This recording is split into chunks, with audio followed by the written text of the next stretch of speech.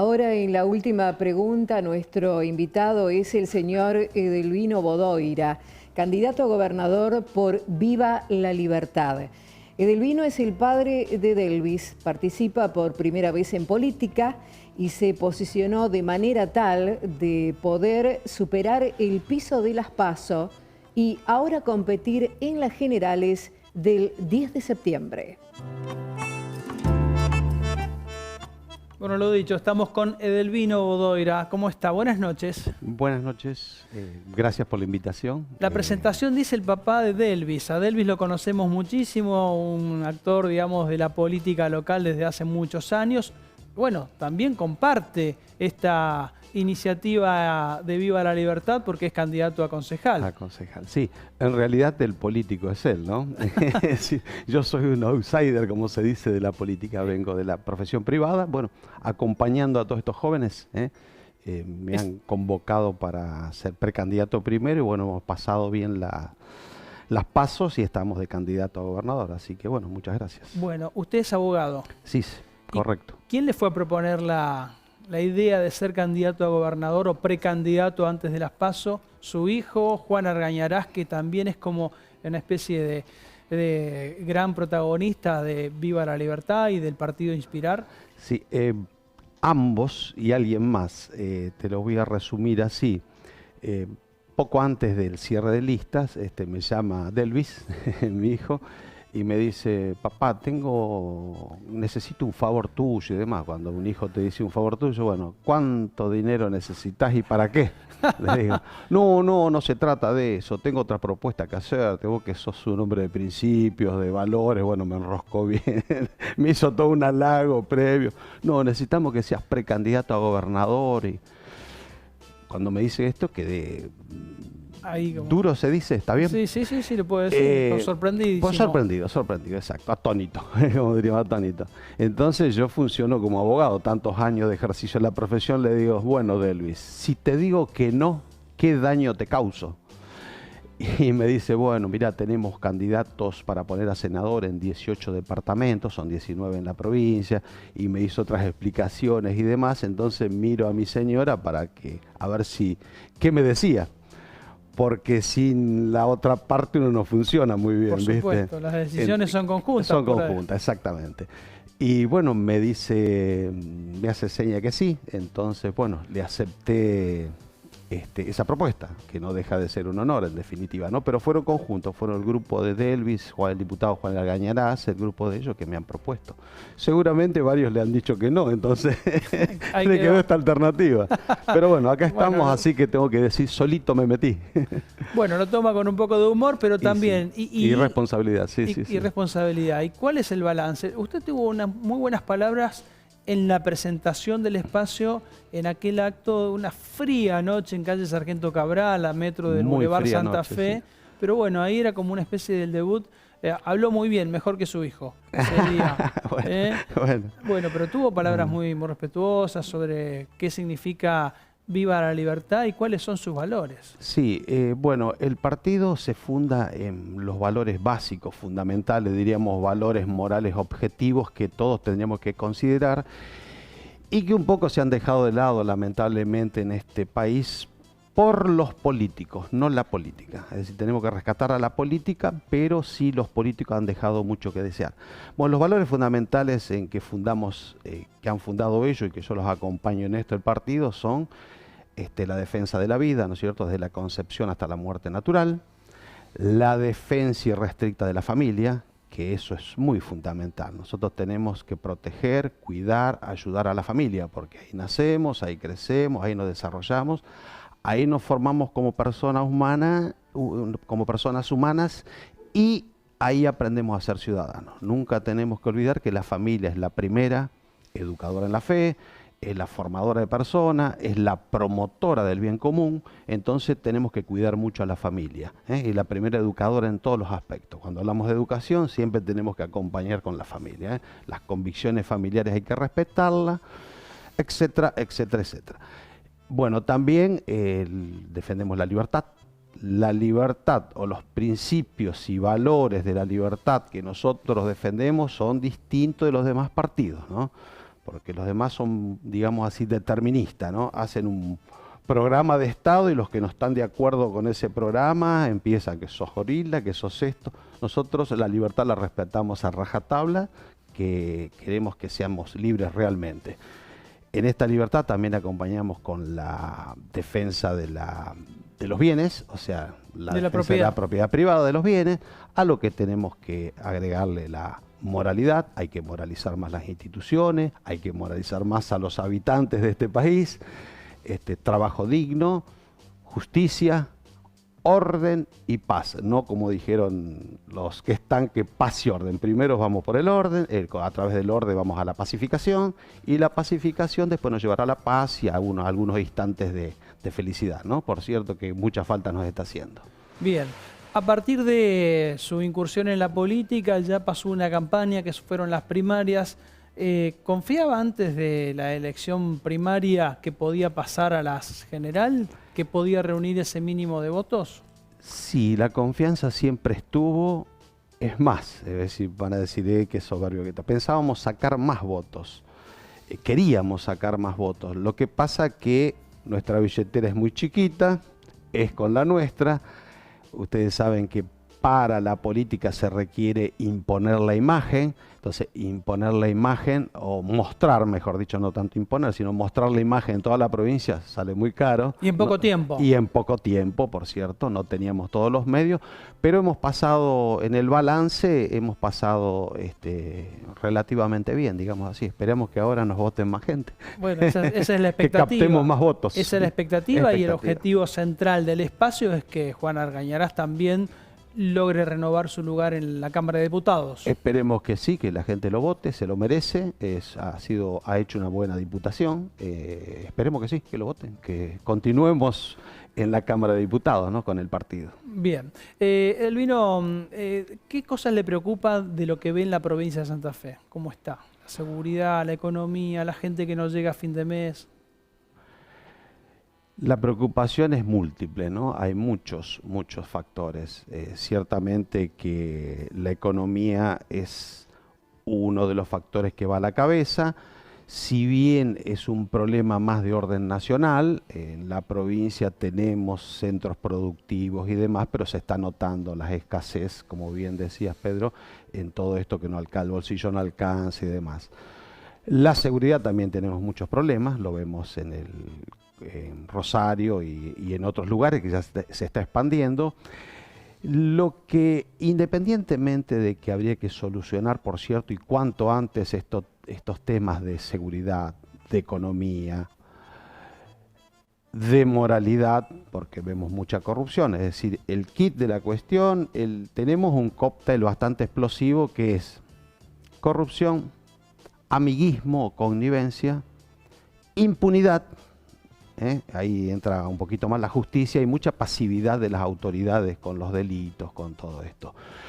Pero a la cabeza de todos, fundamental, nunca tenemos que olvidarnos que es la educación.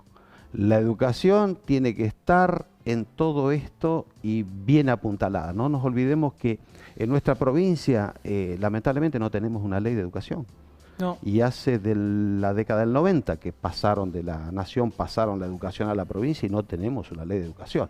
Inentendible, y estuvieron varios gobiernos. Es inentendible porque ahí tiene que estar el proyecto educativo, no a largo plazo porque la educación hay que ir ayornándolo continuamente, pero a un mediano plazo por lo menos, ahí tendría que estar todo. La educación es básica en esto y realmente tenemos deudas notables en la educación. Lo vemos en la poca cantidad de egresados de los colegios secundarios, en el nivel, inclusive en el nivel universitario también. Entonces ahí tenemos que hacer el foco y educar a las personas, porque tampoco tenemos que olvidarnos que nuestro país estuvo en los primeros lugares en el mundo gracias a dos generaciones, que fue la de 1837 y la de 1880, que con un proyecto de país y de educar al pueblo y demás, nos han colocado en algún momento. En algún momento, y La educación es quien nos va a hacer competitivos en el mundo, nos va a hacer competente en el mundo. Más ahora que se requiere a partir de la inteligencia artificial continuar capacitándose para estar en ese mundo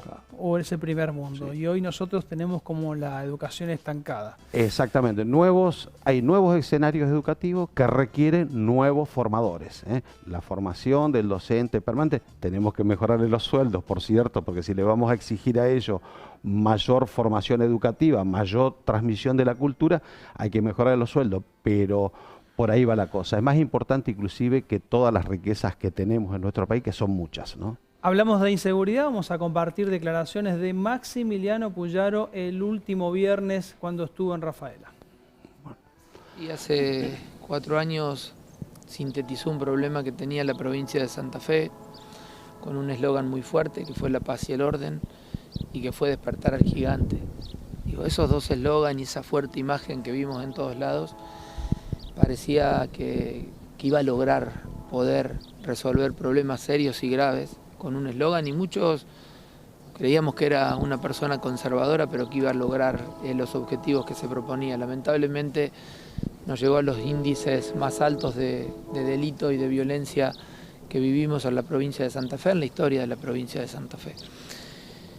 Hoy cambia su eslogan y dice que en lugar de tener eslogans, él, que hace 4 años tuvo el eslogan más potente y más sintético del marketing político de la República Argentina, dice: nosotros inauguramos obras, no tenemos eslogan.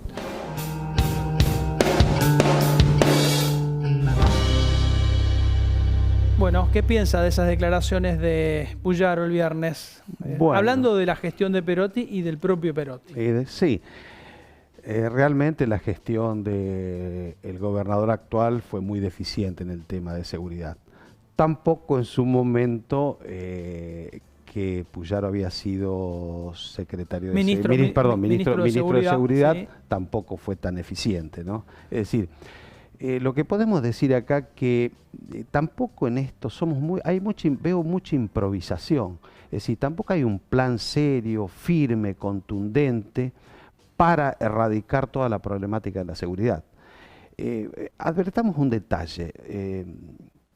Ustedes saben, por ejemplo, que los delitos de narcotráfico es de competencia federal.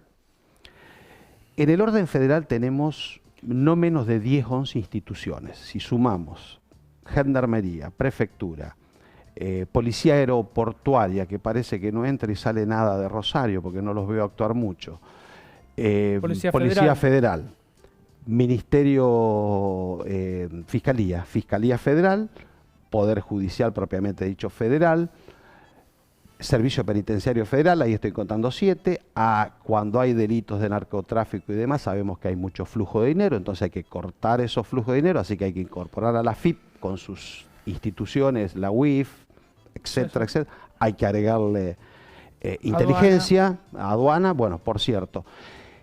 Y en el orden provincial, porque eso trae muchos delitos conexos, tenemos también lo que corresponde al Poder Ejecutivo, al gobernador, ¿no es cierto?, la Policía Provincial, Servicio Penitenciario Provincial, la parte de justicia, el Ministerio Público de la Acusación, en nuestro caso en la provincia de Santa Fe, la justicia propiamente dicha, jueces y demás, los equivalentes a la AFIP en la provincia. Si sumamos tenemos 15, 16 instituciones que no nos solucionan el problema que tenemos. Nos sale mucho dinero a los argentinos y mucho dinero a los santafesinos y el tema no se soluciona. La pregunta que corresponde a eso es ¿por qué? Por la corrupción. Hay una corrupción, lo que dijimos antes, el cóctel explosivo. Corrupción, connivencia, amiguismo, pasividad e impunidad, esa famosa puerta giratoria. Ahí hay que atacar, es decir, hay que cortar los flujos de dinero, hay que actuar, es decir, en la medida que esté corrupto el poder político, lo demás para abajo se corrompe todo, se corrompe la policía, se corrompen los funcionarios públicos, se corrompen los empresarios, es decir, los proveedores del Estado, se corrompen las instituciones, se corrompen los profesionales que asesoran a esta gente. Entonces hay que atacar, sí, la corrupción con protocolos éticos usados a rajatabla. Hay que modificar toda la educación policial y los protocolos éticos tienen que funcionar, si no, exoneración y con sanciones, ¿eh? Y mostrarla públicamente dónde están las fechorías. Muy claro, muy claro. Ya viene la última pregunta para usted, solamente decirle que sí, que hay el diálogo político es esencial entre todos los espacios políticos para poder generar un programa muy sólido, muy fuerte de lucha contra el narcotráfico. Es correcto. Pero la semana pasada el ministro de Economía y candidato presidencial vino a hacer a la provincia de Santa Fe anuncios en materia de seguridad porque el ministro de Seguridad de la Nación, Aníbal Fernández, está peleado con el gobernador y estamos hablando de dirigentes del mismo espacio político. Sí. Eso es muy grave. No sé si habría que formar un comité, una comisión y demás, pero tiene que dialogar. En esto hay que dialogarlo porque si no sumamos esfuerzos es complicado. Y estamos muy complicados en esto. Hay una foto para compartir antes de la última pregunta que tiene que ver con su viaje internacional, que tiene que ver con su viaje y que tiene que ver con la inseguridad. Cuéntenos con quién está ahí. Bueno, ahí estamos con el vicepresidente de El Salvador, Félix Ulloa, colega también, él es abogado, él ha sido magistrado de la Corte Internacional, así que es un poco el armador, digamos así, de Nayib Bukele en El Salvador, ¿no? Bueno, ¿y usted a qué fue? Bueno, fuimos a interiorizarnos un poco sobre toda esta problemática de seguridad, la inseguridad que tenían ellos, tratamos de interiorizarnos. Te lo puedo resumir en dos ejes. Ellos tenían un problema muchísimo más serio que el nuestro, muchísimo más serio por el tema de las maras, las pandillas. Los salvadoreños son 6,5 millones de habitantes y tienen 3 millones más afuera, ¿no? Y toda esta gente que aprendió este tema de las pandillas y demás en Estados Unidos, tienen casi 2 millones de habitantes en Estados Unidos, que han vuelto ahí, han generado este tema de las pandillas. Las pandillas han copado todos los centros urbanos, los cascos históricos serían donde estaban, ellos tienen muchas ferias y demás, todo el comercio. Y llegaron a punto tal que formaron un Estado paralelo. Había que tributarle a ellos y tributar al Estado. No podían entrar ni la policía, ni los políticos. O sea, para entrar a esos lugares de ellos habría que negociar. Era un Estado catastrófico. Y como empezó a mermar el turismo, lógico, nadie va a ir a un país así con tanta inseguridad, empezaron a caerse los ingresos de ellos, entonces la gente no podía pagar y empezaron también las matanzas, tenían 30 muertos por día de promedio, ¿no? Impresionante. Impresionante. Entonces hubo que actuar enseguida, actuaron con esta ley de excepción, que es un tema bastante grave porque suspende las garantías constitucionales, uno lo pueden detener sin orden escrita de juez y demás.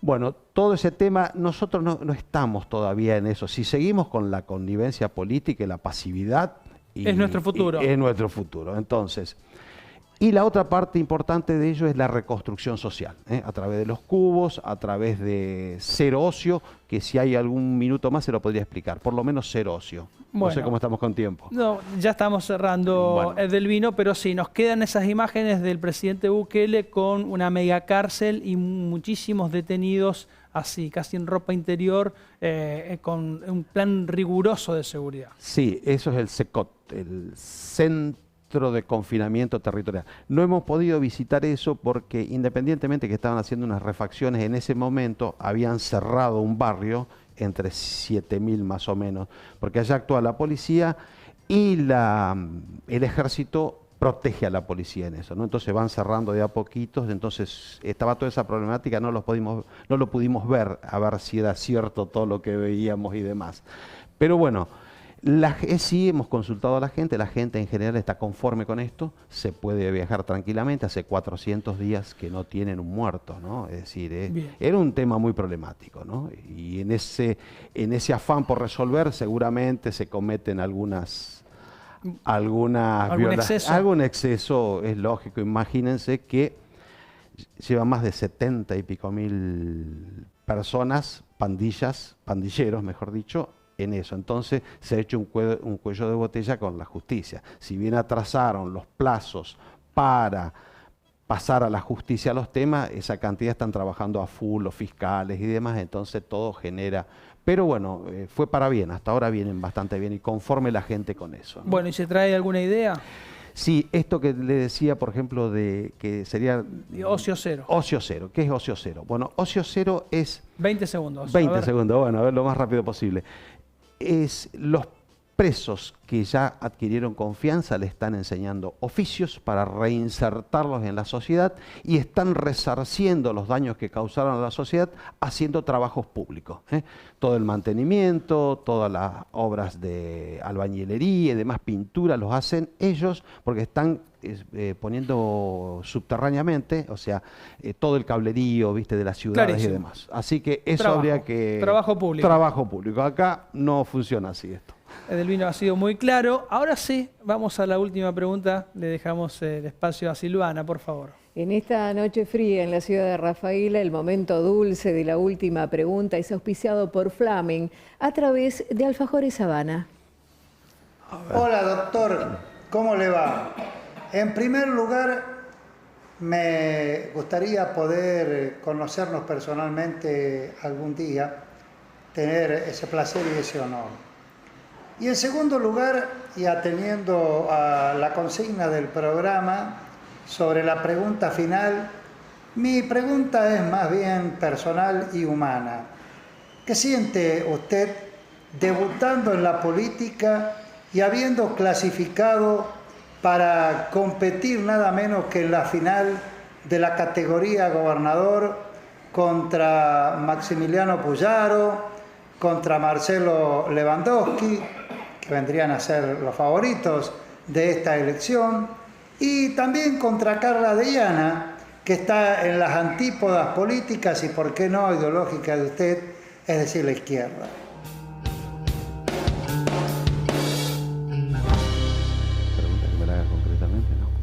Bueno, ahí estaba. Darío Echueri, colega de la ciudad de Santa Fe. Bueno, le preguntaba sobre la competencia con otros espacios. Bueno, si bien quedamos como candidato, estamos un poco más lejos que Puyaro y que Lewandowski, ¿no? Pero bueno, tenemos confianza que podemos achicar bastante las diferencias. Esta proyección política que han hecho mi hijo, el diputado Juan Argañarás y demás con respecto a mi persona, la tengo que agradecer. Es difícil, es decir, es totalmente una realidad distinta, se manejan otros códigos, otros valores, otros principios, otras habilidades, digamos así, en el tema político. Esperemos estar a la altura de las circunstancias. Mi carácter de abogado, que conozco algo de derecho público y derecho privado, me posiciona como para competir con ello. Estamos preparándonos, nos hemos preparado para esto, así que esperemos que nos vote la gente esta propuesta distinta que propone nuestro partido, estos valores y demás. Es un grupo de gente honesta, correcta, quiere hacer las cosas bien, queremos hacer las cosas bien, así que esperemos que nos voten, nos acompañen y que cambiemos un poco esto, porque si seguimos... Eso lo dijo Einstein, no lo digo yo, que sabía un poco más que yo. Si seguimos con lo mismo, no pretendamos resultados distintos. Así que esperemos que nos vote para cambiar toda esta realidad. Y tenemos que decirle, ¡viva la libertad! Ahí está, bueno, buen cierre, buena respuesta para Darío Echueri, nuestro colega, al que agradecemos muchísimo. Después del 10 de septiembre, ¿sigue en política? Vamos a ver, vamos ahí lo a dejamos. Nosotros nos quedamos sin tiempo. Pues Silvana, vamos con los auspicios y ya después nos despedimos hasta la próxima semana. Cómo no, Pedro. Auspiciaron la 7ª temporada de La Última Pregunta. RIMAX Confianza. Municipalidad de Rafaela. Ferretería La Cañada, donde podés encontrar todo en un mismo lugar. Agua Santafesina Sociedad Anónima. Mutual del Paraná. Pardo, acá podés. Acerma, Voluntad de Acero. Flaming, acompañando los buenos momentos. Senador Alcides Calvo.